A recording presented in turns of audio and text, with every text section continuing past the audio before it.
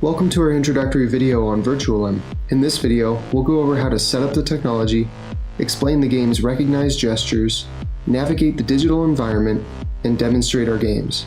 Let's get started. First, there are two ways to play VirtuaLimb: on a PC or an augmented reality using an Android device and compatible AR headset. Once those are ready, download and install the VirtuaLimb application and then launch the app. Our game uses a myo gesture armband to track your arm's movements and muscular signals. You'll want to make sure the myo is charged and powered on. Once our app launches, it'll look to pair with the myo. If you're going mobile, simply place the myo against your phone to pair. If you're on PC, make sure that the Bluetooth USB dongle is plugged in. For mobile, our app also uses a technology called Vuforia, which determines where the game space is projected. Simply place the VirtuaLimb printout on a nearby surface, and everything in the game will now be projected on top of that sheet of paper. Once everything has been paired and set up successfully, you'll see the app's digital arm begin to mimic your movement. Our app uses three gestures. The grip gesture gives you the ability to pick items up and move them around in digital space. The release gesture then lets you drop those items. The calibrate gesture should always be the first thing you do after reaching the main menu, so that the app can better recognize the orientation of your arm. The main menu gives you a couple options. The tutorial is a quick guide on how to take the box and block test and gives you a space to hone your gesture skills. The extras menu lets you switch between different arms as well as other game elements. The exit button terminates the application, and play takes you to our games and tests. Let's jump right into playing. In order to press buttons, simply grip down on the button and press. You should hear a click.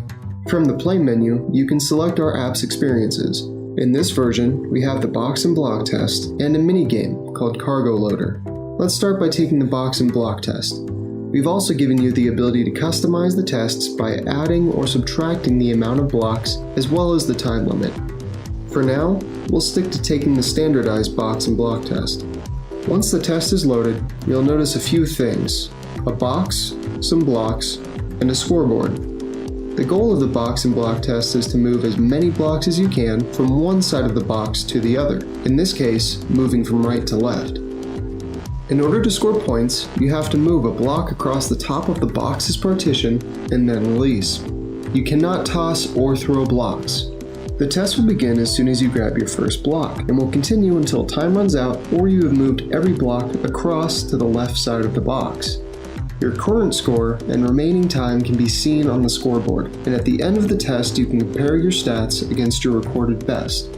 From here, you can take the test again and try to improve your score, or you can head back out to the main menu. From the play menu, let's try out the Cargo Loader game.